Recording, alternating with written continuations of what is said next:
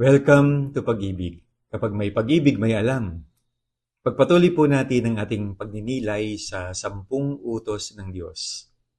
Ang mga utos ng Diyos na nagbibigay sa atin ng buhay, gabay, at karunungan. Ayon sa Psalm 19:7, "The law of the Lord is perfect, reviving the soul." Ang ikalawang utos ng Diyos ay, "You shall not take the name of the Lord your God in vain." Ang pangalan ng Diyos ay banal, kaya't sabi sa Philippians chapter 2 verse 10, "At the name of Jesus, every knee shall bend." Ibig sabihin, ang bawat pagbanggit natin sa kanyang pangalan ay dapat puno ng paggalang at pananampalataya. Paano natin ito nalalabag? Una, sa blasphemy. Kapag nagsasalita tayo laban sa Diyos o sa mga banal na bagay.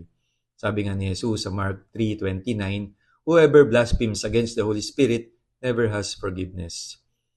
Pangalawa, perjury. Ang ibig sabihin nito, ginagamit natin ang pangalan ng Diyos para suportahan ang kasinungalingan. Leviticus 19:12. At pangatlo ay ang pagwawalang bahala o basta-basta na lamang pabiro na paggamit ng God o Jesus sa ating mga usapan. Kaya ang panawagan ng utos na ito ay simple pero mahalaga.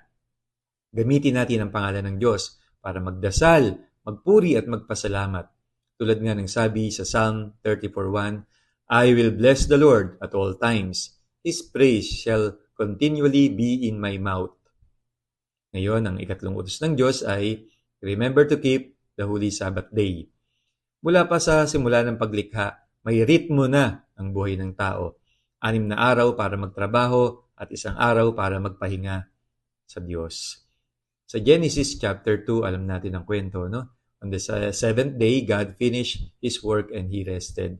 Kaya tuwing linggo, may nagaganap na recreation. Sa Genesis 2, creation. Kapag tayo ay nagpapahinga, gumagalang sa araw ng linggo, recreation. May pagpapanibago. Kaya sa ating mga Kristiyano, natutupad ito tuwing linggo, araw ng muling pagkabuhay ni Kristo. Kaya sabi sa Psalm 118:24, "This is the day that the Lord has made. Let us rejoice and be glad in it." Tuwing linggo, tayo ay tinatawagan na dumalo sa banal na misa at umiwas sa mga trabaho o gawain na makakahadlang sa pagsamba, pahinga at oras natin bilang pamilya. Hindi lang ito tungkol sa obligasyon, kundi tungkol sa relasyon. Kapatid, ang second commandment ay paanyaya na igalang ang pangalan ng Diyos at ang third ay ang paanyaya igalang ang araw ng Diyos. Pareho silang nagtuturo sa atin na mahalin ang Panginoong Diyos sa ating mga salita, sa ating mga oras. Sabi sa Psalm 113:3, "From the rising of the sun to its setting, may the name of the Lord be praised." Kaya sa araw-araw, mabuhay tayo na may paggalang sa Kanyang pangalan at sa Kanyang araw. Tayo ang pag-ibig ng Diyos. God bless you po. In the name of the Father, the Son, and the Holy Spirit. Amen.